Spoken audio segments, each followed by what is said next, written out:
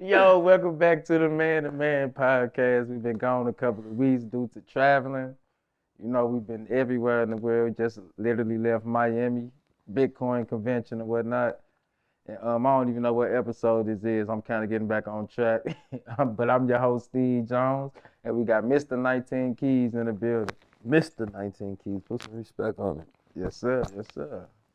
How you feeling today? I feel gracious. You understand me? I think the world is austere, but I feel amazing. You understand me? Pioneering thoughts in my head, developing new worlds. You understand me? Communicating ideas and thoughts and architecting cities as I go along. You understand me? I feel very visionary. I feel like my legs feel good, my heart feels good, my liver. Well, since you feel that good. Hey, I just want to know one thing. What's up, man? How does it feel to be a no limit soldier? You thought all funny, huh? Nah, but it's been a lot going on this past week. I really want to talk about the Miami Convention Week though, because it's my first time actually going to the Miami Bitcoin Convention Week or whatnot. And when I walked in, like, we seen a lot that was going on, but we didn't see. You keep smiling. I'm laughing at the joke. Oh, man. We got to get to it. But the Miami Convention Week, I didn't see a lot of us in that. You know what I'm saying? So why you think it's still taking our people so long to catch on to the crypto phase or the blockchain, metaverse, Web3 space, all that? Why it's taking so long for us to get involved into this new technology? Well, first of all, why you say this when you said us? I think people knew. Because I need them to see a representation of black people, black skin. That's why I keep pointing to my hand. That's why I said that. Okay. But if it's audio, they can't see you. And if it's visual, they definitely know you black. Well, they would know what you is because you kind of got on a blend today. But better if you said you camouflage.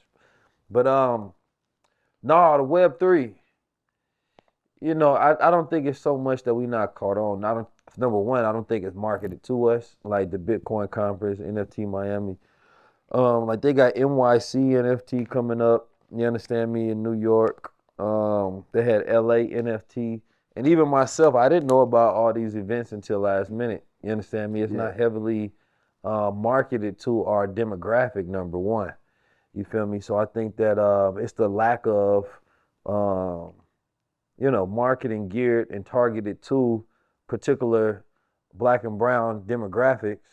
And then at the same time, a lot of it are outpriced for us. You understand me? Especially certain communities where you're talking about Bitcoin conference, $1,000 a ticket. If I didn't get, my tickets sponsored from somebody else that gave them to me for free, I might have thought second about going. Not that I couldn't afford it, but I didn't know if it was valuable or not. Right. Same thing with the other conventions. Like I went there and I'm speaking on the main stage, in front of 4, 5, 6,000 people. But if I wasn't speaking there, I would have to weigh the value of the opportunity to go or not.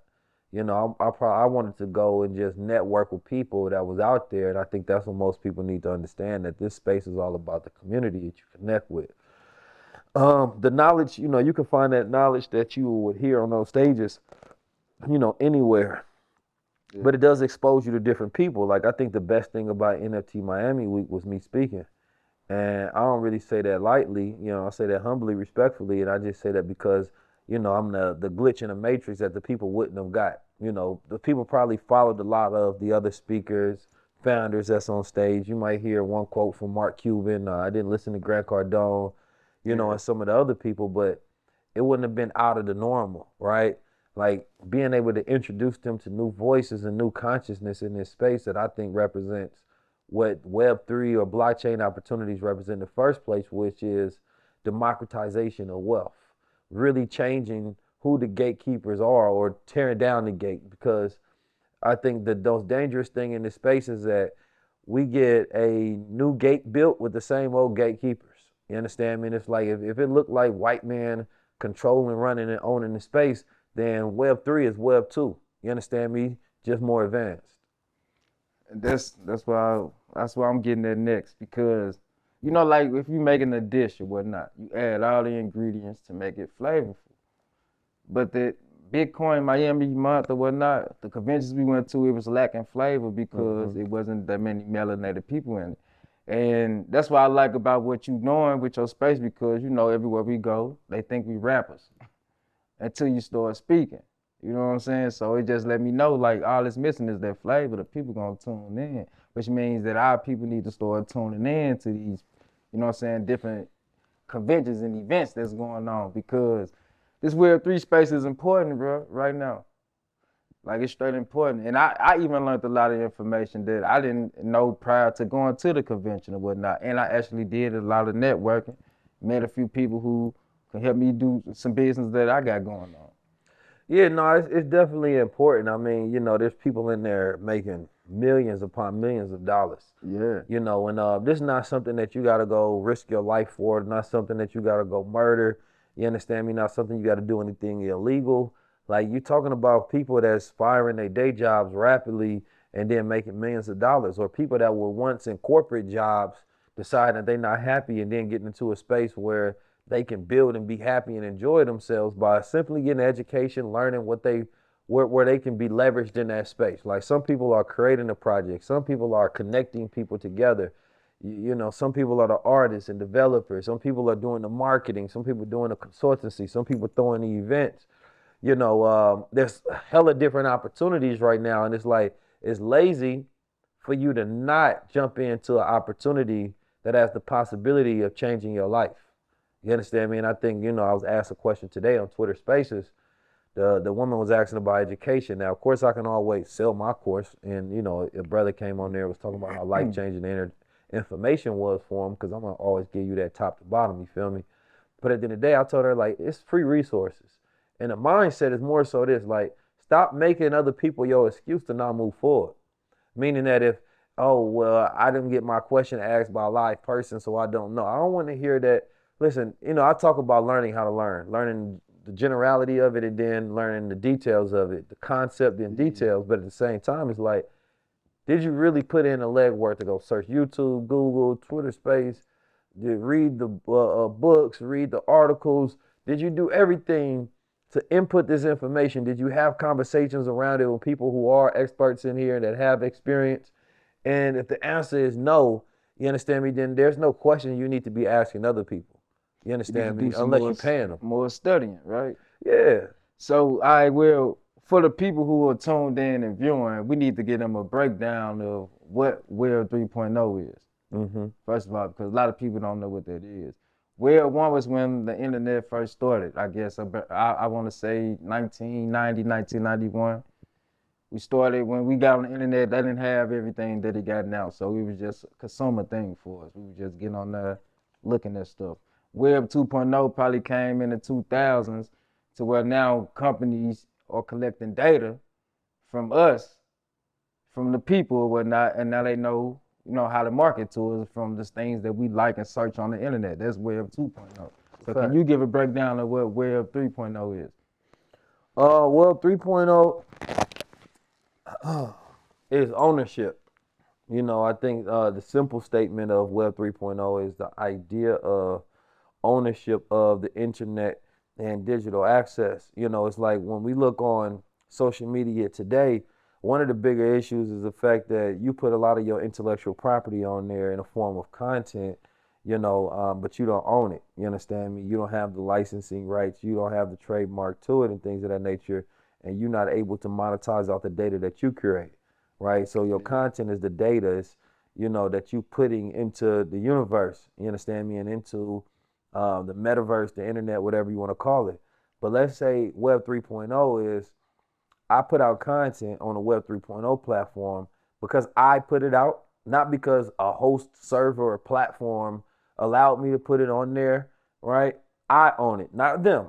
Yeah. So therefore, if there's any money being made on it, then I get a cut of everything that happens with this. So today, if I go on social media and I have something that go viral, you understand me, and 10,000 people use that clip, my intellectual property, my data, my content, you know, I'm not getting paid from that. Instagram is, And even some of the people who utilize my reels or something, they get paid. But why wouldn't I participate in the monetization of content and intellectual property that I created? So, Web 3.0 is more so owning what you create if you really want to understand it. You understand me? And being able to monetize that and take part of it in every aspect. Yeah. That I think that's super powerful. Yeah. So it's all about ownership, man. Like we keep hearing this word ownership, ownership, ownership. How come like our race still not catching on fast enough though? Like what's holding us back? Like what do you think holding the people back? I mean, I think there's a number one, shout out to the people that are moving forward, because I think that there's a large amount of people that are into this wealth movement. You understand me? Like I'm a financial influencer, financial liberator. You understand me? Just in a way that we educate people, and we've been educating hundreds of thousands of people and reaching millions of people, Yeah. and have reached tens of millions of people over the last, 6, 7 years. So there are a lot of people. We've always been slow in this space because we always getting hit with a reset button. Every 10 years or something happens. You understand me? Whether it's drugs, whether it's gangs, whether it's guns, you understand me? Whether it's white presidents like Trump, or something happened distracting us and taking us off, you understand me? What we had going on our square. So our people haven't had a timeline to be able to focus. You understand me? You can go look at every single decade in this country and you go find something that's detrimental to the focus of black people that robs us of our energy collectively from making progress. You understand me? Whether it's Jim Crow, segregation, civil rights activist wars, race wars, drug wars. Like there's always something going on, and there's always been something going on since the exception of this corporation known as the United States of America. So I think that it's beautiful to see what is going on, but it's like it takes us to fight the entertainment industry, because it's like, let's be honest, you go look at some of the top influencers and entertainers in the game, and right now the hot thing is them pushing out marketing for gambling. You understand me? Like teaching people how to gamble. And it's like, if I bet you tried to hire those same people to show up at a financial influencer seminar, and they probably would say no, it's not connected to their brand, right? But a company can hire them to push gambling on the larger society, and that's how they want to, and that's how they choose to use their influence, although they already have millions and millions of dollars, right? So I think what we got an uphill battle is that not only do we got to educate the people, we have to get them away from, those who want to stagnate them and derail them. You understand me? In the book, Outwitting the Devil by Napoleon Hill, he talks about how, like gambling and a lot of those sinful things that a person may do on a normal basis makes you drift, right? It takes you away from who you are, your passion, your control of self, your discipline, your power, your mastery. You understand me? And so it's easy to prey upon people lower, machinations and lower energies. You feel me? It's hard to get people to think in a higher mind. You understand me? Because you got to go adverse environment. So it's like we are either in direct opposition of the entertainment industry, because this is the opposite of entertainment, if you will. You understand me? This is the focus industry. This is the discipline industry. This is the wealth industry. And that requires people to put their mind, you understand me, in a better place than giving it to people that don't want to see them progress. I got a quick question for you. With the Web3 space, being on the blockchain, utilizing this technology, do you think this is a chance for us to break the classism curse as far as the minorities? I think that classism is what happens when people subscribe to these social constructs to where you feel like you're better than another because you've now reached a different height. And each one of those heights gets you boxed in and access to different levels of society. And I think that one thing that we need to be careful of is creating the same old structure right now that we got money. So it's like, and we see this happening all the time. And this is why, like, a lot of us, when we get money, you forget about your people. You get money and just completely forget about your people. And you can come up with all the valid responses, excuses you want to. Oh, I'm not helping them niggas out. I'm not doing this, that, and the third for nobody. You know, or you just forget because you so wrapped up in what you doing now, you forgot who you was before you started. You understand me? And what them core principle was.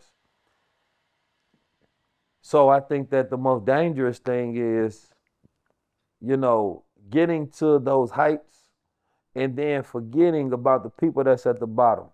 You understand? Because you leave everybody else behind, and that's the whole game right there.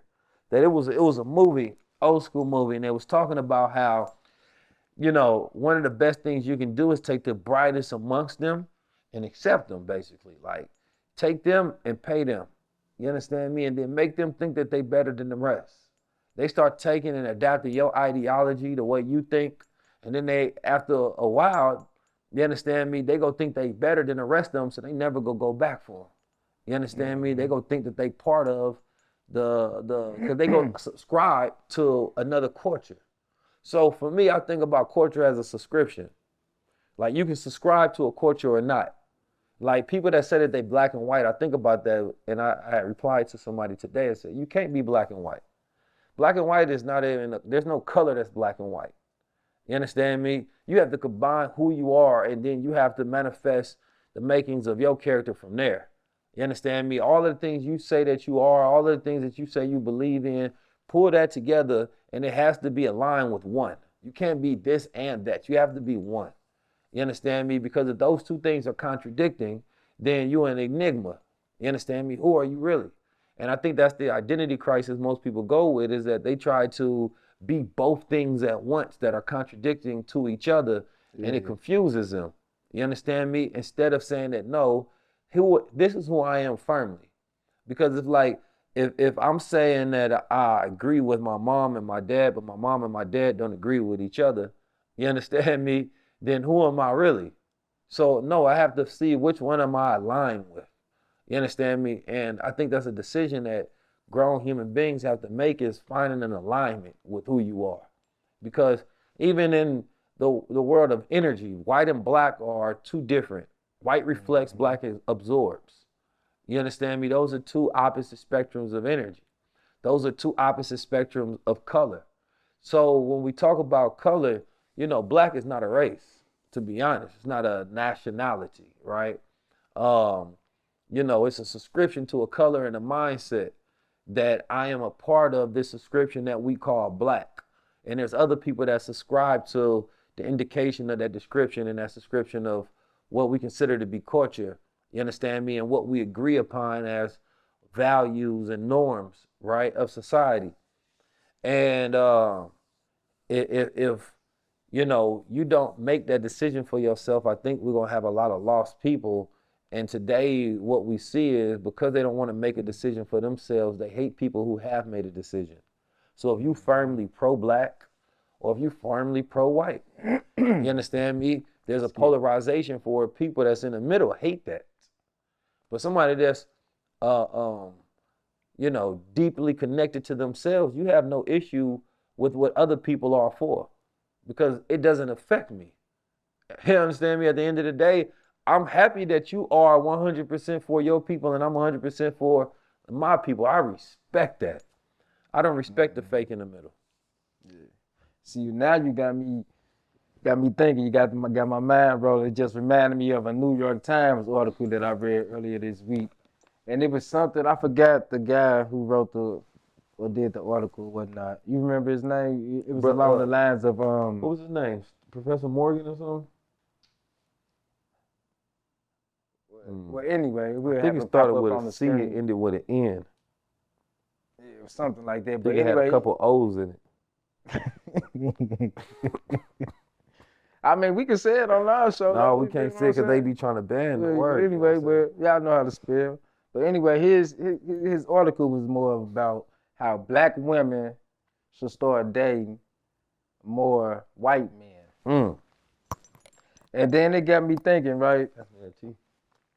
Because on the contrary to that or whatnot, more black men date white women than black women date white men. So let me ask you first, do you agree with his statement? Absolutely not. And I'm gonna tell you what, I disagree with that statement because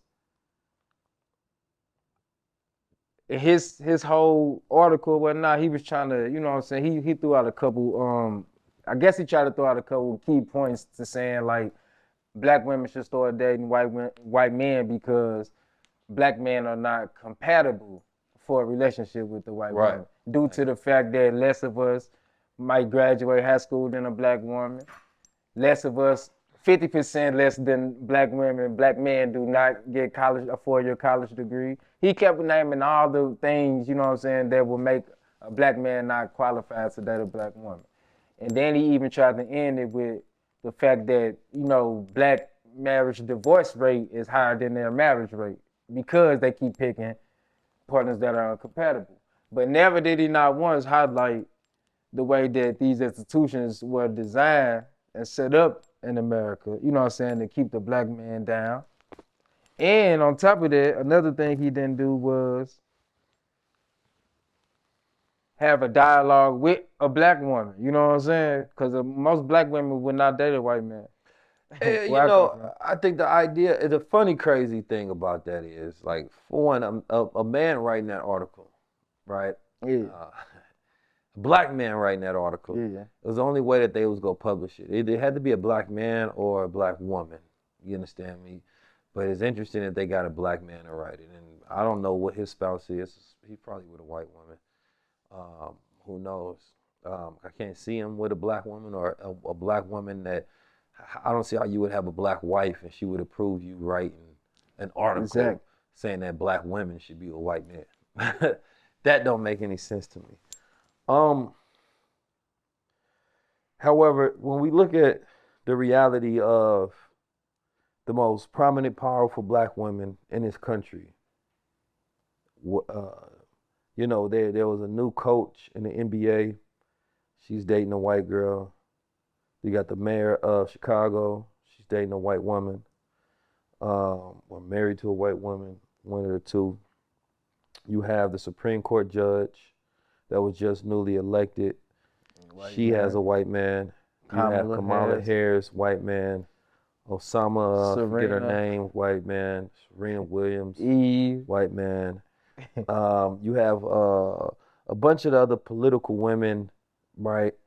All have white partners. And he was making reference because of the judge, saying that, you know, this is what you notice, that black women who are qualified should get them white men who are qualified to be with them. Now, he didn't make a reference towards, because it's easy to point out the black men who aren't qualified, but he didn't make any reference to the statistic of the black men who are qualified. Exactly. He didn't make any try to say that, you know, there's a lot of black men who are qualified, and being college educated doesn't mean that you're qualified or not, right? College education system, you know, even jobs don't even give a damn about those no more. Careers are dead. The degree is dead. So if you make that a measurement of a black man should be with a black woman because he goes through a college education, you understand me? And Master says that he's now one of the good ones, and she should measure him by those same measuring sticks, then you're a sucker to even believe in thinking like that in the first place. That's not what makes a black man qualified to be with a black woman or a black woman qualified to be with a black man. That is the most whitewashed thing that could ever be possibly spoken out of anyone's lips. You understand me? Love for your people, right? Being a protector, a provider, a producer, a lover, you understand me, of your people, number one, you know, is key. That's key. Right? Now, there's some people who just don't care. If you're that type of person who don't care about black culture, black people, then of course, no, you shouldn't be with a black person. You shouldn't. Go over there with who you care about the most. Because who you marry does show who you love the most. People say, well, love is love. Well, when is love ever just love? What is love then? If the way you describe love is love, what is love? But we don't ever want to put any accountability on love. You understand me? Love is the most dangerous statement ever uttered. The most dangerous statement ever uttered because it can be used to justify all sort of sick fantasies and ideas and relationships and wants and desires. Love is love. No, love is a duty. You understand me? Mm. Love is a responsibility. Love is accountability. Love is nation building. You understand me? Love is commitment. So when we say love is love, it actually doesn't have any meaning. You understand me?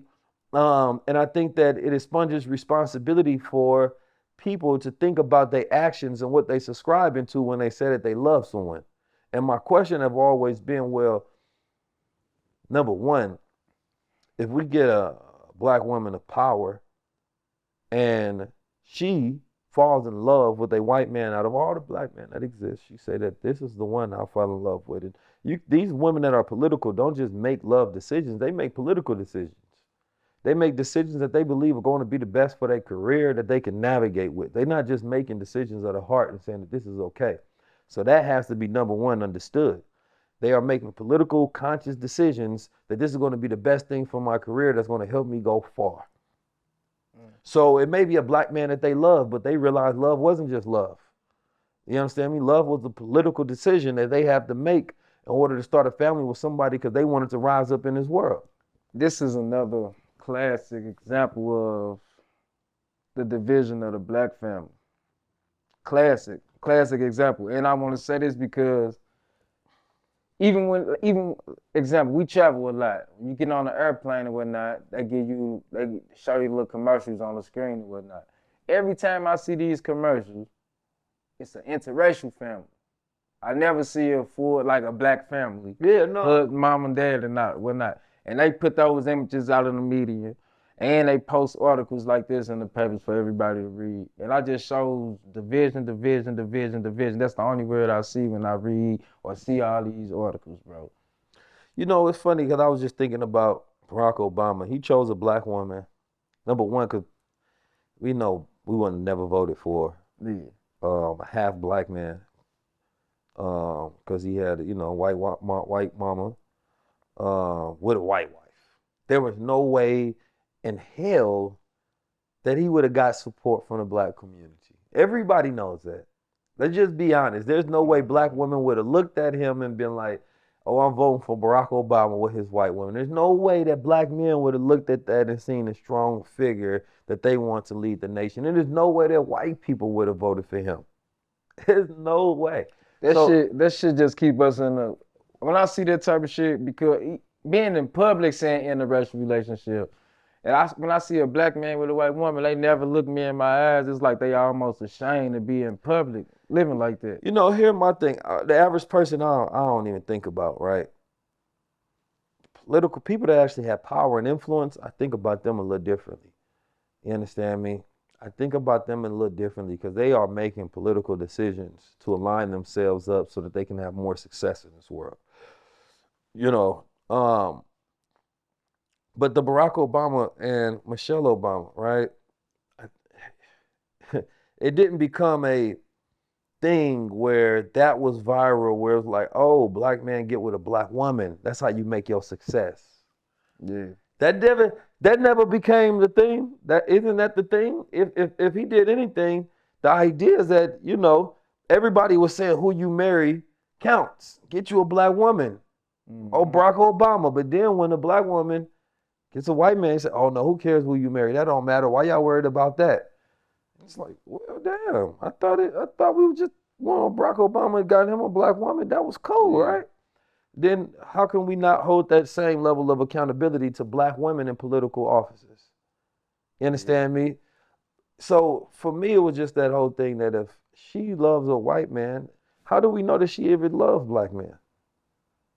How do we know that she got our best interests at heart? So why would black men have any allegiance to her when we don't know if she has any allegiance to us? And that's my thing. That's exactly what I was about to say.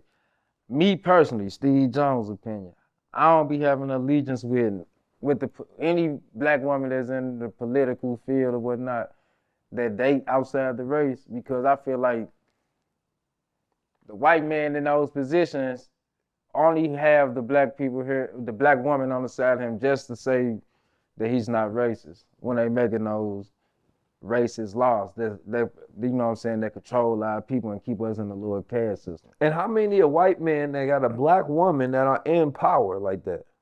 And not very few. Because there ain't never been a white president Very with a few. black wife. You know what I'm saying? I mean, I don't know Yeah. how many governors, Supreme Court justices got black wives. I know that I believe the one black dude on there, he got a white wife, from what I know, I believe. Mm. You know, Colin Powell, Condoleezza Rice. I believe they both had white partners. I could be wrong, but you can double check fact me on that one. You understand me?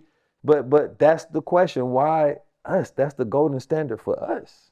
But it's because it is a political conscious decision.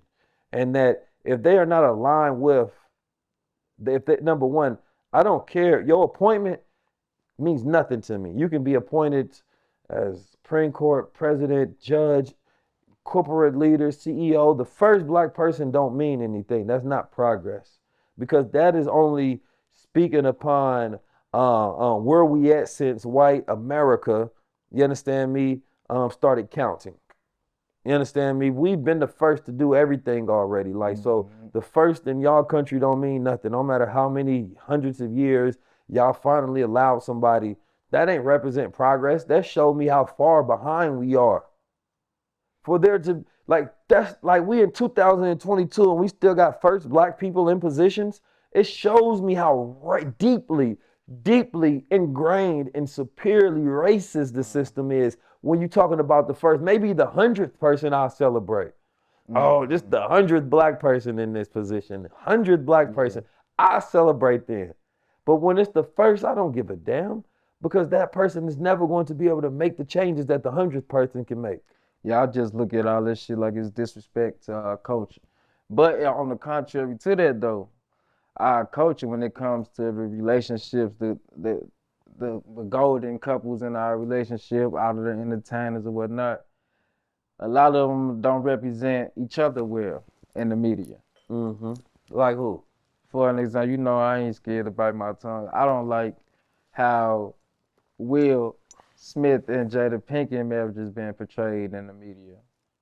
As far as more on her side, I don't like the way that she represent her husband. Because I think he do a good job with representing his wife as a black man in America with all the things he got to go through. I think he do a great job, and I think it get overlooked with all of the disrespect that she displays. You know what I'm saying, on her network or whatnot. How do you feel about that? Or better, even more controversial question: do you feel like Jada Pinkett Smith should be canceled?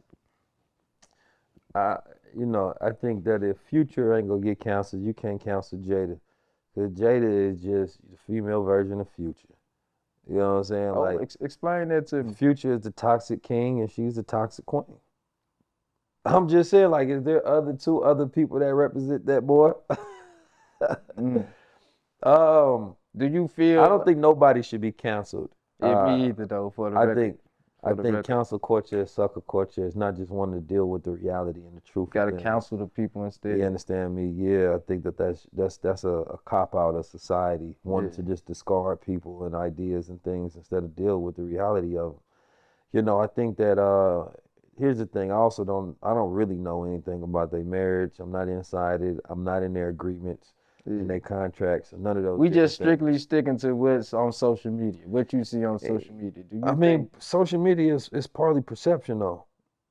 Because what's on social media is more the people's opinion than actual fact, and it's hard to know the truth. You understand me? When you only hear the arguing from outside the house. You can't really get perspective from knowing what's inside. And I think that the dangerous thing that I do see is that, I hate probably what it does to the children more than anything. You understand me? I think what happens with fathers and mothers, it can be in between them. But when you have children, I think that it affects them worse. And when you have influence, it affects the masses even worse because it consistently warps our idea of what black family is. So that's the danger of us ever taking on these models of celebrity influence and worshiping it and saying that, yo, I want a relationship like this person and that person. And then months down or years later, the complete perception of what they had is destroyed. And it consistently morphs, you understand me, and deforms the idea of black family, you understand me, and the institution of marriage. So I think that that's probably the more dangerous thing, is that what's being played out is making the next generation less and less want to get married and start a family. You understand me? And there's a lot of people even today say, I don't want to start a family. This world is weird.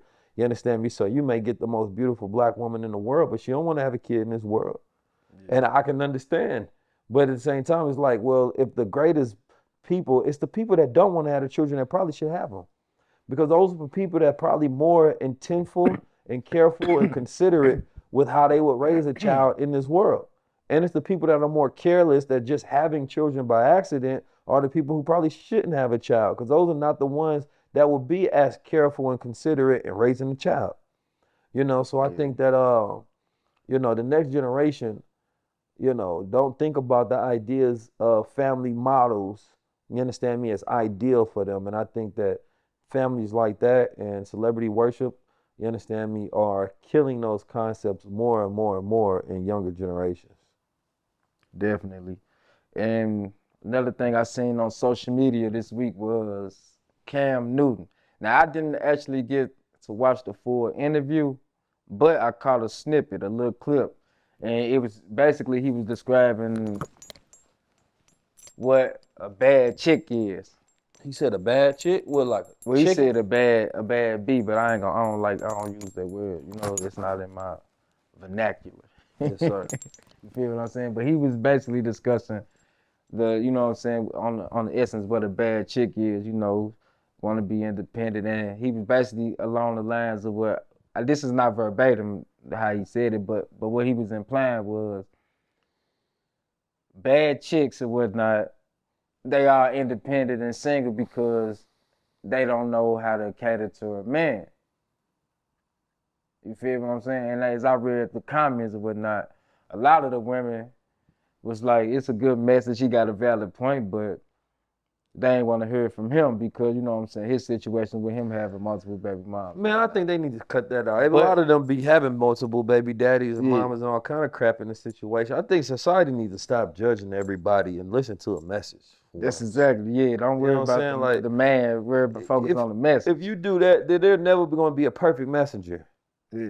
You understand me? Go listen to an AI machine give you the information in, because then you won't judge them. Then you're going to be like, well, you're not human. You ain't got to go through the experience. Yeah. But you listen to your computer and Google all day. You understand me? And those are not humans or human experiences. I think people who make the most mistakes are often the best people to teach you the greatest lessons. So that if you discard the messengers who have, if you discard the greatest messengers, you understand me, who have made the mistakes, then you're never going to get the greatest vessels.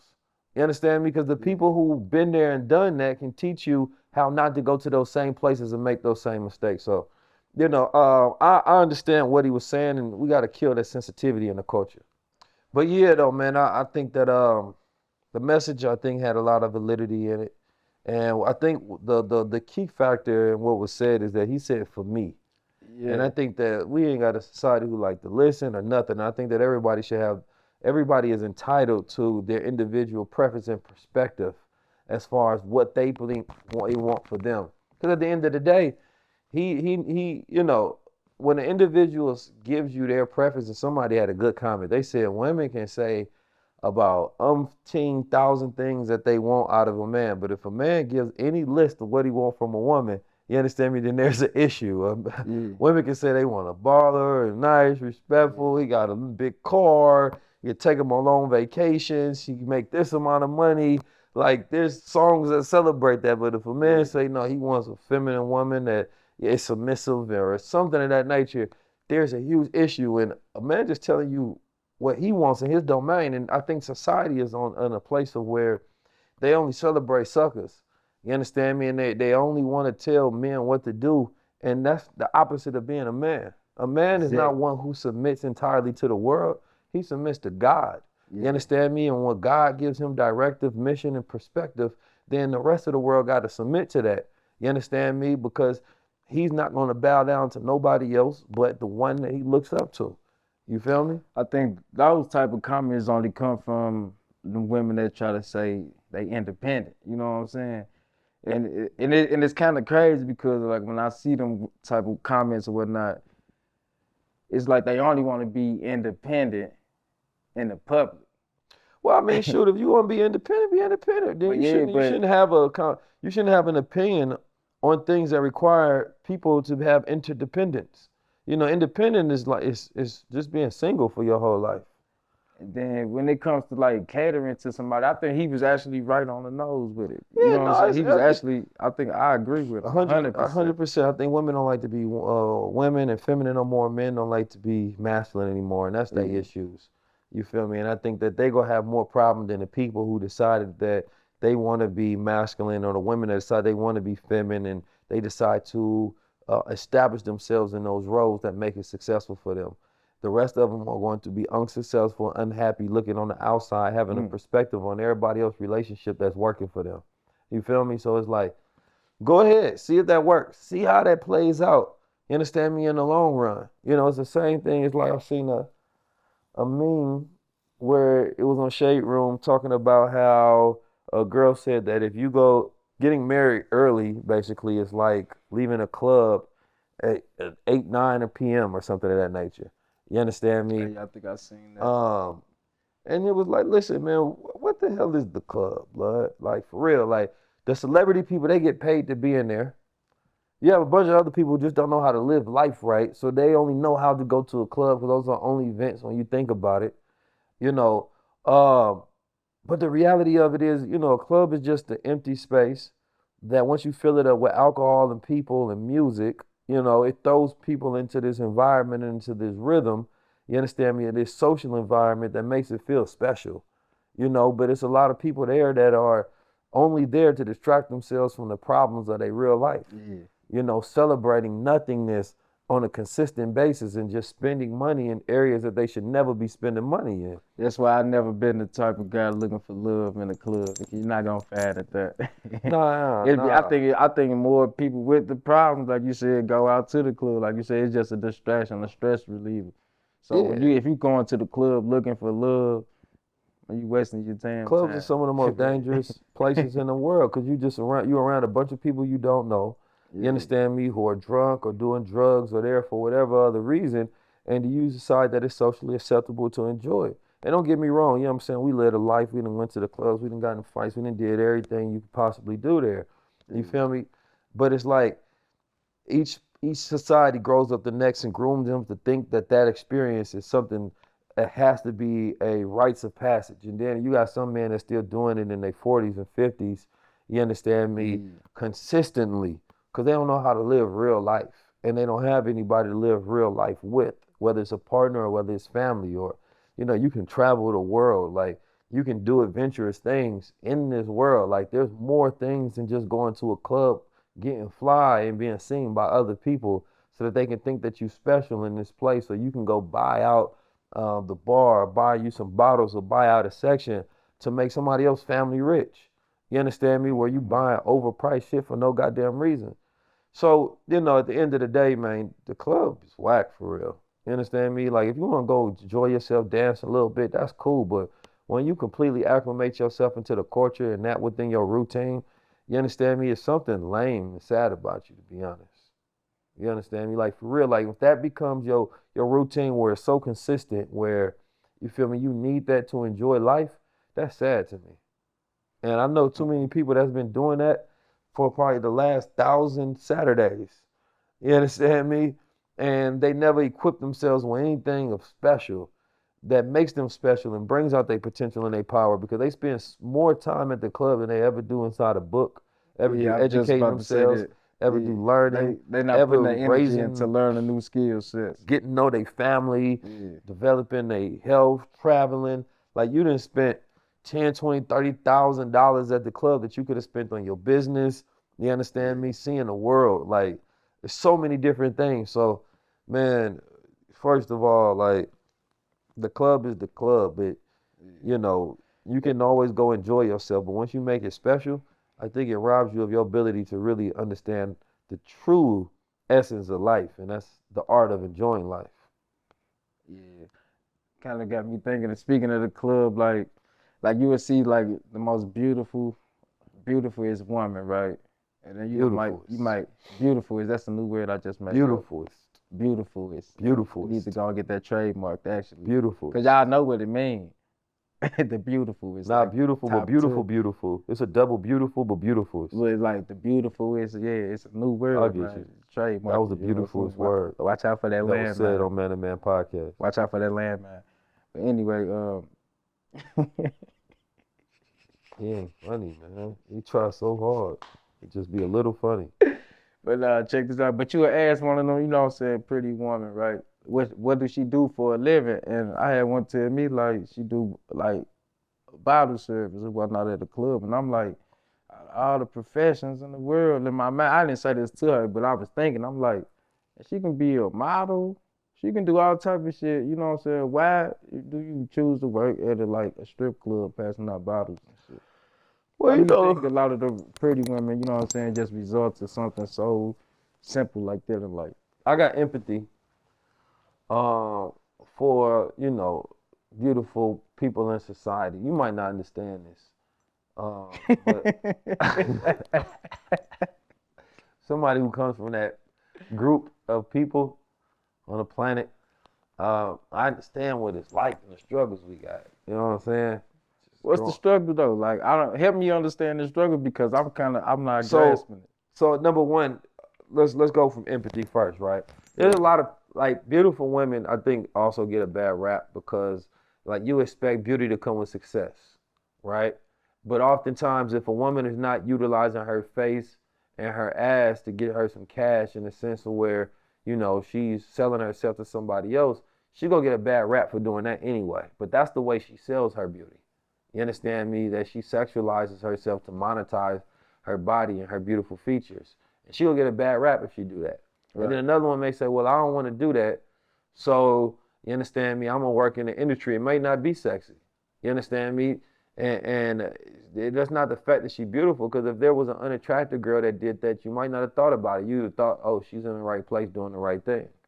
And I think that's the unfair reality that people who are attractive get, is that there's an expectation of success.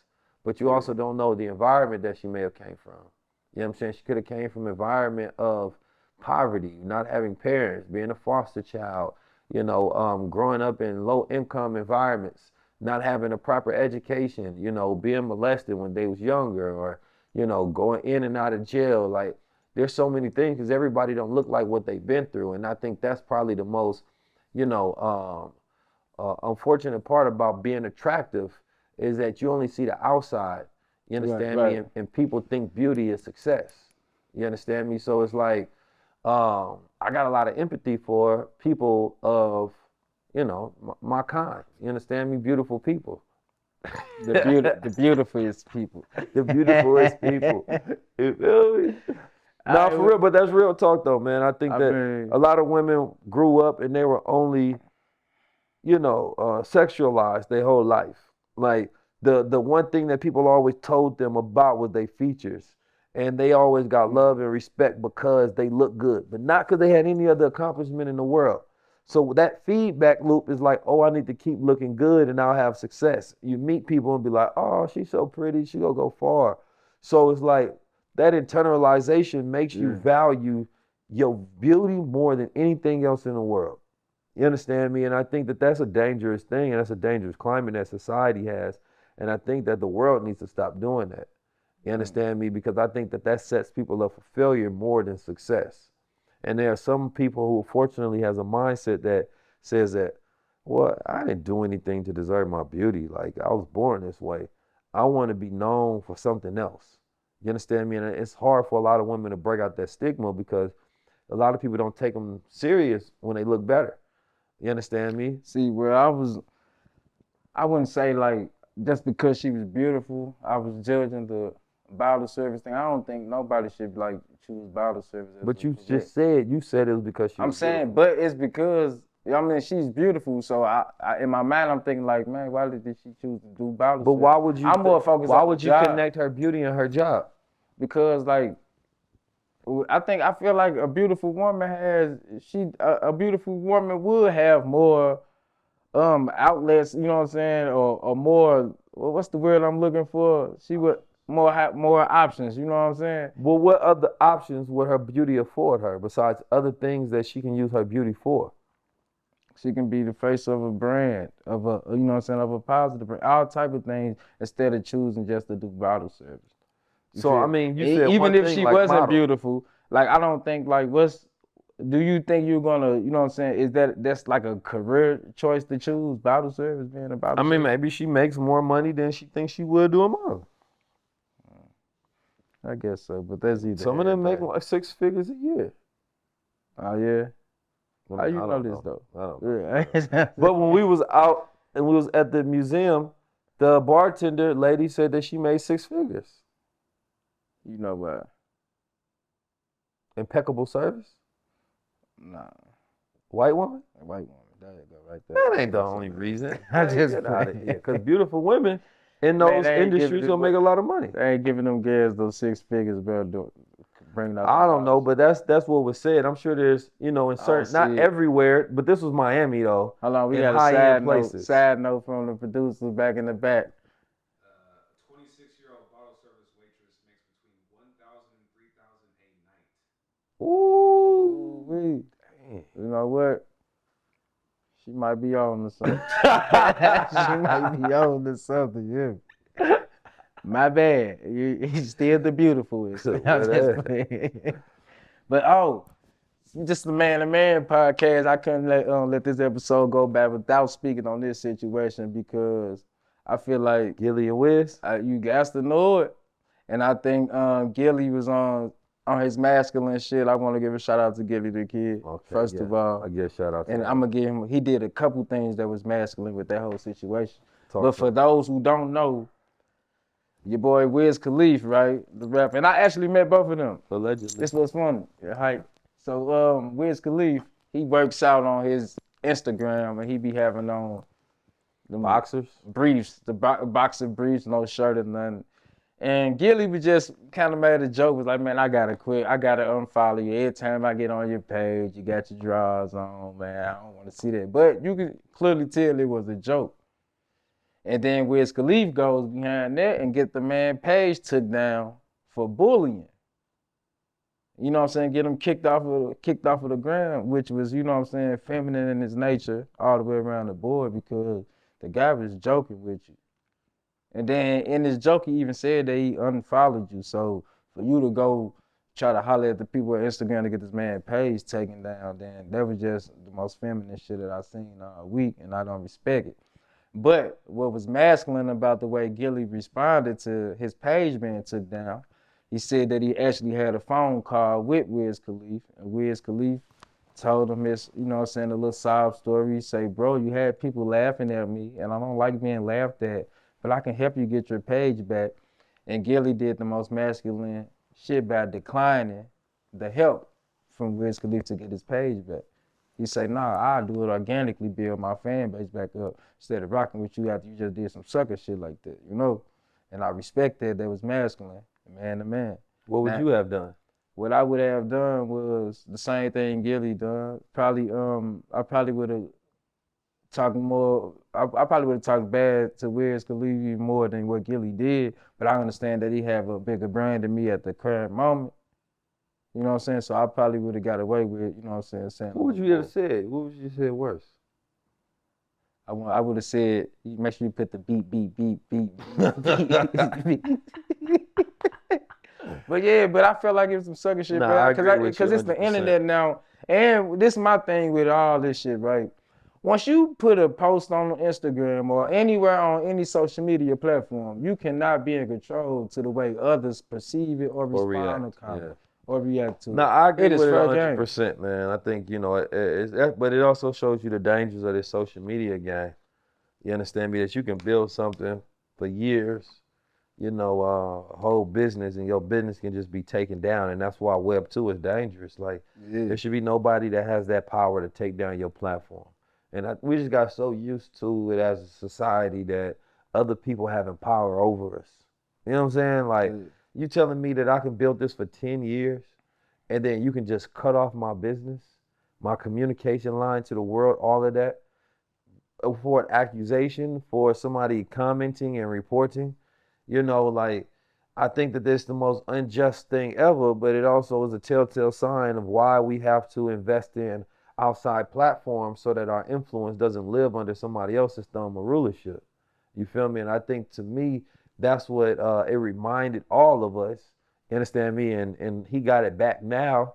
You understand me? But at the same time, it's like, what if bro ain't get it back? And what if the following didn't come? And what if that messed up millions and millions of dollars for him, his family, and everybody else that's going to be connected and affected by their success and progress? So I think that as we take that as a lesson to be like, all right, everybody should be cautious of the fact that we are building on someone else's land. You understand? We building digital real estate on somebody else's digital land. And that not until we build and have our own digital sovereignty and take our businesses in places where we own the space, we always got to tiptoe, and freedom of speech will never be free. You know, I'm shadow banned and constantly shadow banned, not because I said anything hateful, not because I did anything racist, not because I discriminated against somebody, I bullied somebody, I harassed somebody, but simply having a perspective that the algorithm disagreed with. You understand me? And the way that they built in their tech bias and decided that they want to target my particular page for. So not only do black creators miss out on a lot of money, you understand me? We over-censored, and then it makes you sensitive to the algorithm of where you don't want to say certain things. So I suggest people treat Instagram, you understand me, as not their main source. You understand me? Instagram is just a face front. Like, let's stop putting fly stuff on Instagram since Instagram wanted to act like that. Fine, create our own platforms and put that everywhere else. Put your real perspective somewhere else. Let Instagram just be a funnel that where you send you say, hey, I got this going on, come over here. You understand me? Because I'm not about to keep putting on my real perspectives on Instagram. Why? So they can keep shadow banned. Nah, I'd rather have that as my museum for telling people the direction of where to find my real perspective, my thoughts, my ideas, my long-term content, long-form content. I seen the comedian, I forget his name, but he got used to have like the #1 like skit show on there. He took his off because they changed the monetization rules. Yeah. Like influencers and content creators and developers really have to figure out, you know, this Web3 space, this blockchain space, get with developers to monetize their audiences in ways to where they can be consistent and make a living. All right, before we get off this Gilly and Wiz situation, Wiz Khalifa said something, and I want to know your take on that. He said he felt like Gilly was turned down another black man. Man, you can't use that in every situation, man. Come on, Thank you, man. What Boosie said? Come on, man. Come on, man. Come on, man. Not my dog. Because here's the thing, man. It's like, it's a man-to-man thing. You feel me? It's like one man say something to you, say something back to another man. You understand? All you got to do is respond. Like, if you don't have a response to hold up what you do, like if I want to wear boxers while I work out, then I'm going to stand on wearing boxers while I work out. You understand me? Because, I mean, at the end of the day, it look weird. You understand? Why is you like, you got other grown man training you and you got your thing out while you're working with them? It looks weird to me. So if you say that, oh, well, no, that's what I like to do and it make me comfortable, breathability, durability, or maybe I'm doing it for the ladies, so and so, stand on that, then move forward. You're actually going to get a lot more support. You understand me? But if you can't stand on what you do, then don't do it in the public. Do it in private. That's it. You understand me? That's not, that to me, you can't take the card of tearing down another black man. You understand me? I think that anybody should be able to have a perspective on things that's done in the public, especially when it's done in that capacity. Everybody's on social media. Kids are on social media. Right. So we have, you know, we oftentimes talk about women being extra provocative in the way that they dress and wear. You understand me? I think that nobody wants their daughter looking at that. Yeah. So at the end of the day, I think you can have an opinion on what happens on social media, especially if you have it in a joking manner, and that would have passed over and nobody would have thought about it. You actually highlighted the situation even more, so I think it was more strategic on his part to bring actual more attention and be petty on it. But I don't know the situation. I don't really know the ins and outs with it. Okay, now you just said something that was key. You said some situations you can respond in a joking manner, knowing that it was a joke in the beginning, but what I learned nowadays is comedy is on life support. And when it comes to, this is what I want to ask you. When it comes to comedy, do you feel like something should be off limits? Because this week we seen the T.I. situation or whatnot. And I think I might have had a talk with you about it. But a girl was on stage or whatnot, and he was taunting her or whatnot, and she kind of said a joke about the sexual allegations that was made against him before, even though he's not been convicted of nothing or even charged with a crime or whatnot. She kind of made a reference to that, you know what I'm saying, that situation that he had. And if you all don't know now that T.I. is also trying to become a comedian. He has been doing stand-up, getting booed at a couple places, I guess. But my thing is, do you feel like certain topics should be off limits when it comes to comedy? Or do you think comedy should be a stage where everything should be neutral and fair ground? Man, I think we living in dangerous times. You got the war going on. You know what I'm saying? High inflation rates, recession. I think that people are living in devastating times. And I got a friend who's short. And I stand up for all people who basically got a job.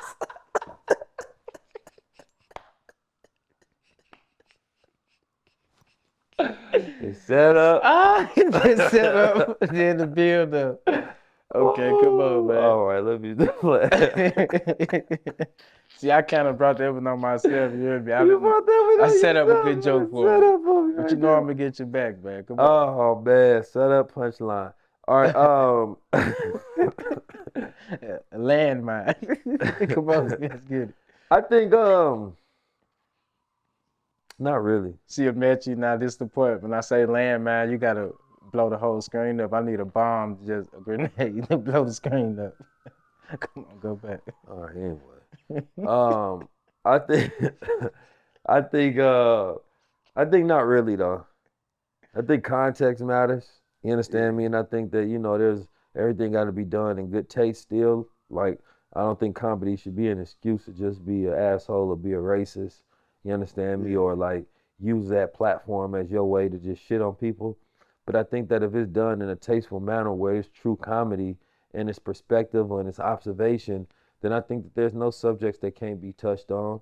I think, you try to engineer respect into everything that you do. I think that there's a lot of vulgarity or vulgarness that happens in comedy often that may exceed the line.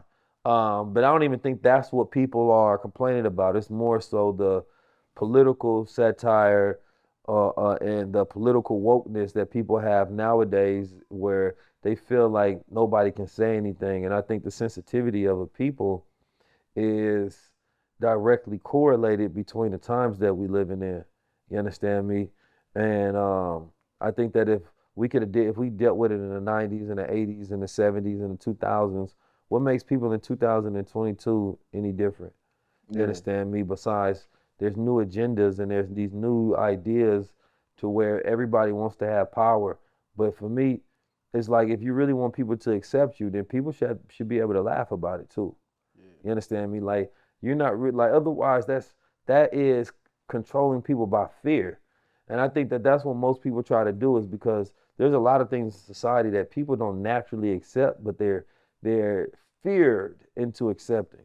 Like you can tell who got the most power by the people you got to whisper about. You understand me? And I think that it's up to comedians to actually stand up to that. You understand me? I think that Will Smith's slap was an indication of that. But it's like you can't tell the world not to be sensitive when you say that it's okay if we celebrate Will Smith slapping Chris Rock while Jada Pinkett Smith is there laughing. I think that that's a sign where we contradictory as a society. You understand me? And I think that that's where we blurred the lines where, you should be able to laugh, in the face of adversity. Because laughter gets, get us as a people through a lot. Especially over, with the enslavement of our people for years. I feel like comedy was just that one place that we can all go and agree on, one subject, But now it's like, you better not have an opinion. But I blame a lot of the bigger comedians for being afraid. Like, you're not gonna see Kevin Hart making any political. Now he's not gonna go over that line at all. He's not gonna be edgy with it. Yeah. The only person that holds it down in comedy at that level is Dave Chappelle. Yeah. Dave Chappelle is not afraid of being canceled. You understand me? The rest of them are afraid of that. And I think that they've set the tone for audiences worldwide. I think that, but at the same time, it's like they don't eat if they don't comply.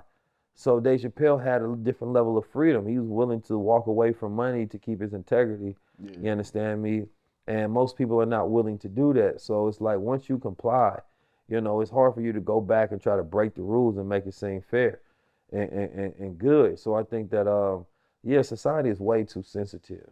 You understand me? Like I've learned to laugh at all sort of things in life. You can make Muslim jokes. You can make jokes about me being too intelligent, or jokes about me being too handsome, or jokes about me having extreme talents and See, this skills. one of them jokes. And, That's you a know, I joke in deal with itself. That's a joke in this. He tried to do what Eminem did on 8 Mile. He tried to name all the shit about himself before I get him on the joke later on. You can say how smart I am, how intelligent I am. So I can't have no joke later on. I'm still gonna come up with a joke, brother. So I'm just letting you know, bro. Be ready. Okay. Whatever makes you feel good about yourself at the end of the day, I'm here. You understand? He just real life trying to 8 Mile me. I'm not trying to tear another black man down. See, that's what I'm talking about, man. Like, I think I read your Zodiac this week, and it said something about sensitive. Nah, I'm not sensitive. My life path number is a 1. You understand? We not a sensitive type. No, I'm just joking, man. Oh, something but else. Honorable Elijah Muhammad did say too much joking and playing around is no good. So sometimes we do joke and play around a little bit too much as a society, and then sometimes repercussions come behind that. You know? Well, I don't really want to talk about the Oscar and whatnot, but the only thing I did want to comment on the Oscar, how do you feel about the punishment Will Smith received from being banned from the Oscar for 10 years? You know, I've been banned from the Oscars for 10 years too. You know what I'm saying? I say I think it's better than going I didn't to slap jail. nobody. You know, I didn't curse nobody. I didn't do nothing to the Oscars. And they ain't invited me in 10 years. You feel me? So I feel Will Smith pain because I ain't never got to sit there. I mean, shit, it's better than going to jail. I guess I'll take that. You know. Well, you know, but to give you a serious reply though, man, me personally, I don't really care. So it's hard to. I didn't have a perspective on it. I don't know what the punishment should be for slapping somebody on stage in front of the world. I don't think it was that harsh of a punishment, to be honest. You slap the shit out of a grown man on stage in the world who's a comedian who's literally get paid there to make jokes on the audience in front of the entire world. Yeah. You know, I don't. Might as well just ban them for life if that was the case. Yeah. You know, so. I can't really say, you know, what would have been a good one, what would have been a bad one, because, you know, you may say, well, if I'm Chris Rock, I want to go up there and protect the integrity of my wife, right? But then, or if you Will Smith rather, but then if you Chris Rock, you know, and somebody who actually had issues with being bullied his whole life, beat up and triggered by those things, what repayment can Chris Rock get? The punishment don't do anything. The money won't do anything. He's already rich. You understand me? That moment in time is going to stain him in his life as a grown man forever. You can't live that down. See, but this the thing though, when it comes to our people, right? They only give us those extensive ass punishments, bro. Even in the real world. Well, I mean, it never happened before, so how do I know? Okay, but the white people get on there and clown too, man. I seen some clips. So let me ask you though, if a white man got up there and he slapped another white man in front of the world, do you not think that he would have got 10 years too? Forget the slap. No, but I'm just saying in that particular case. Listen. Just yes or no? I don't know. You don't know. No, because I'm finna give my breakdown. No, you wouldn't have got it. I seen clips of Jim Carrey at the Oscars, running around this whole Oscars, kissing people in the mouth and shit. They were scripted. Well, they shouldn't have did that because now it was pre-COVID. Yeah. Anyway, well, it be like all type of shit going on at the award shows though, bro. Like, right, but 10 years, bro. I don't like the fact that our people got to get judged for shit that we did 10 years ago. That shit is in the system. People go to jail for 10 years. Yeah, I get what you said. Non-violent crime. But bruh. So people I can't change. Why 10 years is a little extreme? But listen. 10 years is extreme, bro. Once you make that decision, without the idea of consequences. So whatever happens to you, that was Will Smith's complete fault. There's nobody who can say, well, oh, this person did that and the third. That was Will Smith's decision that I'm going to take consequences that come with this. So as a man, if you go stand up, you go do certain things, take the consequences. I think agree it's with that you on simple. that. I agree with you Like on if that. I But think, I'm talking about me the, personally, I think that if I walk up and slap the shit out of another man in front of I'm the going to world, jail. I expect consequences to be dire. Yeah, I expect to like go to jail and shit. I'm just saying, but I don't think like I feel like man, that was his man. Like everybody know what we're going through. I think like off of him, that was like an emotional crime. Bro. Listen, I feel like time. it don't matter, right? So let's say Will smack the shit out of Chris Rock, Yeah. okay, and then what is supposed to happen? Nothing. He's supposed to go back to his seat, and everybody act like it didn't happen. So I mean, I think the world is overreacting on the consequences. Because I mean, what do you expect? Nothing to happen? And then you'll be like, well, how you gonna hire Chris Rock, pay him to come there, and then you don't goddamn put consequences and somebody walk on stage and slap the shit out of them. So how do you want anybody else to host the Oscars if there's no security and consequences that protect the people that they come there? I'm just looking at it as a pure business and a corporation beyond the race politics of it. You understand me? Like, I don't know, this is just pure rationality. I think 10 years is just some regular stuff. I don't think it was crazy or over consequential. You understand me? I would have banned him for life if I'm making a decision based on rules that, oh, somebody slapped the shit out of somebody on stage, I'm going to ban them for life. Not thinking about whether they're white, black, brown, orange, Puerto Rican. It don't matter. If I got a rule in there, if anybody that sit in their seat and slap the shit out of one of the hosts, they are banned for life. That's my thought process. I think he only got 10 years because he's Will Smith. I think if 50 Cent walked up there and did it, he banned for life. But yeah, Well, I gotta ask you a question. What have you seen on the internet this week that was, you know what I'm saying, that displayed a sign of masculinity?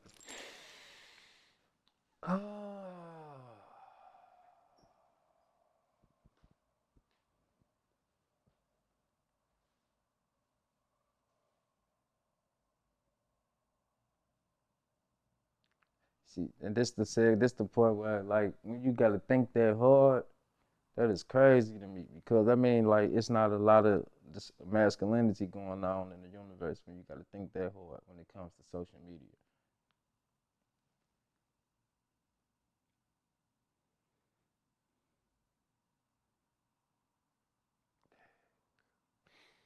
I'm drawing a blank here, brother.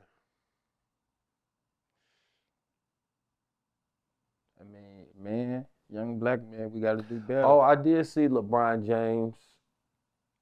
He was on a date with his wife, and he was like, black men, y'all got to step it up. This is what y'all need to do. You understand me? Take your wife out, do this, that, and the third. And I just think the way he represents his black family is always beautiful and masculine. You understand me? And powerful. So kudos to LeBron James for that. That's it. That's it. Okay, well, I don't think I had another topic or whatnot, so this is gonna be an episode that's to be continued. But before I get up out of here though, I got to put y'all up on game that Crown Society is taking over. Oh yeah, that's a super fact. I'm talking about what season are we in right now? It's Crown the spring. Society season. Oh, I thought you was. It's the spring, the summertime is next, then fall and winter. And Crown Society is going to be at the top of each season. I'm telling you, we got new colors and new colorways. Yeah. You know what I'm saying? For the men and the women. Got Blue Ice Glacier. Top Blue Ice Glacier right here. Like, as soon as I put this on, I got real cold. Yeah. You know what I'm saying? The Military Orange Rebellion Top Crown. Different. Yeah, you know what I'm saying? That one he got on right there, it comes with a tank and comes with a camouflage vest. You know, I couldn't think of any other circumstance I was gonna wear this, so I said we're gonna do this now. Like, I bought this in the UK, so you know what I'm saying? It come with a walkie-talkie, everything, like copy. Real deal G.I. Joe 10-4. You know what I'm saying? 10 toes down, man. But if you want to purchase any of the crowns in any variety of color for the men and women, even the children, All you gotta do is go to crowns19.com, and that's crowns with a Z at the end, the number 19.com. Tap in to get your crown. Oh, we also have the holographic crowns in right now. I don't have any sitting by me right now at the moment. But make sure you tap in, man. Get your top crowns. We got the trucker style. We got the regular style. We got the regular crowns. You know, just tap in. They all there. Nothing. Well, you better hurry up and go and get yours because they sell out pretty fast. Do you got anything you want to tell the people 19 Keys before we get up out of here? You know what?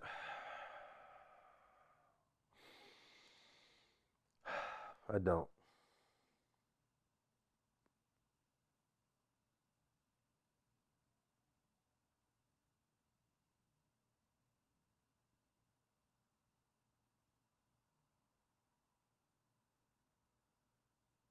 See, that's what the camouflage do. They have you doing a mannequin challenge, trying to blend in. Go on, tune in to the Man to Man podcast on Tuesday, man. Shout out to Amechi, and shout out to 19 Keys. Oh man, this episode was silly.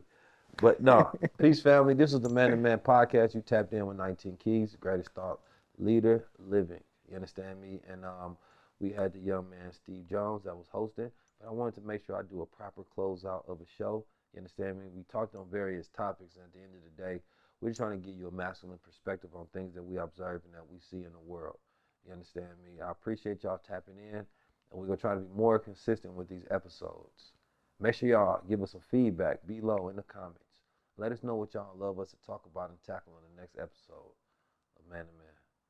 Oh, one last thing. Shout out to everybody who already purchased their top crown. You know, we got Kiefer Skies from in the Indiana books. Pacer. He got his top crown. You know, we seen Jim Jones in the comments. He said he want his top crown, so we gonna hook him up with it. And shout out to just everybody, you know, been showing love to the brand. And also, when it comes to, you know what I'm saying, this author thing, man, we got this on lock too, man. You know what I'm saying? Like, we ain't just on here just, you know, New phone challenge. we doing a new phone challenge with the books New now, phone you feel challenge. me? Yeah, stacks. You know what I'm saying? Talk to Well, me. we pulling ideas out of our mind and putting them on paper and Yeah. books for the people. You know what I'm Yeah. saying? Yeah. Unlocking the minds. Come on now. All you gotta do is just open the book, turn the first page, and make it to the last page. And then pass the book along to your friend after that. Hey, Keys, matter of fact, can you tell us what that book about? It's about reprogramming your mind. You understand me? Being able to tap into solution-based thinking. You feel me? Real You know smart saying? stuff in there. How many people you know doing a book spread? You feel me?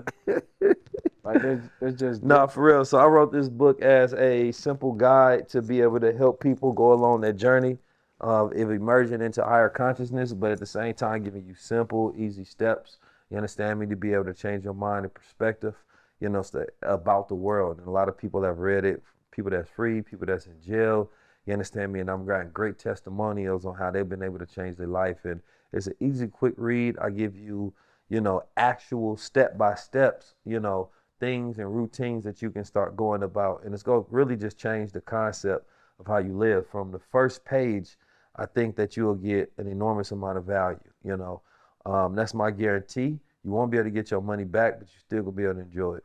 And all right, well, peace out. This is the Man to Man podcast. I'm your host, Steve Jones. Shout out to my boy Ampu. He's still in, you know what I'm saying? He in Atlanta right now, handling business on the other side of the world for Ampu. That's the right way to do it. You feel me? It's the right way. You feel me? But shout out to my brother, man.